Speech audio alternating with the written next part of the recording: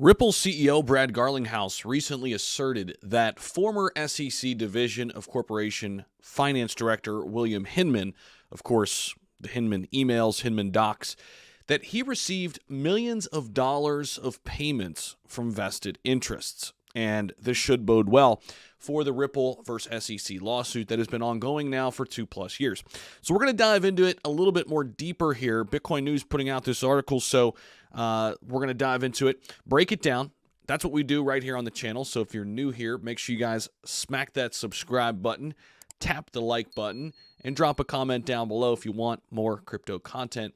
I'm here every single day. I don't miss a day. Saturday, Sunday, I'm here for you, working, putting out content for you so you could stay up to date on what's going on with crypto. Now, let's go inside the article because Garlinghouse, SEC official, received millions, that's Hinman, from vested interests.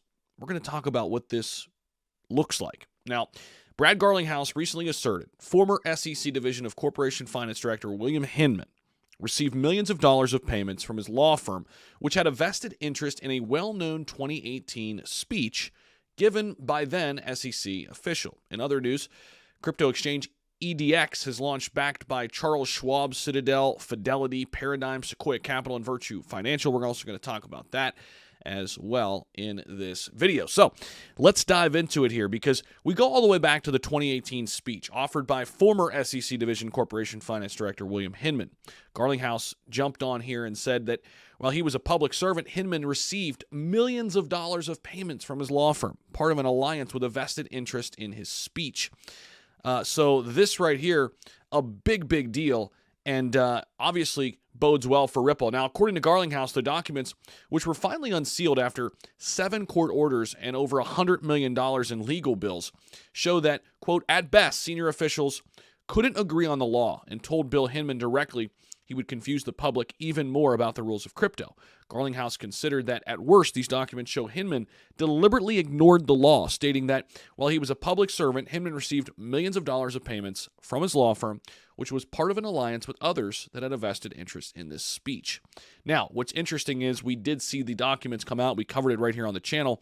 Hinman was asked by many to basically clarify some things in the speech. Never did so. So a lot of people thinking he purposely left it vague, and the rules purposely were vague and unwritten. So one day we could be where we are now. Now, Ripple's CEO accused the SEC of professing a fake, quote, open arms and come in and register policy. In his video statement, he explains he met with SEC Chair Jay Clayton at the time and Hinman, answering all their questions, being fully open with the company's operations. However, Brad Garlinghouse detailed the SEC took advantage of this openness to turn it against the company.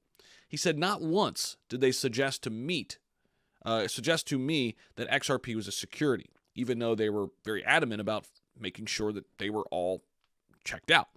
Garlinghouse believes the SEC is trying to, quote, kill crypto innovation in the U.S. by weaponizing the lack of regulatory clarity to exert jurisdiction over the entire crypto space, something he had mentioned before.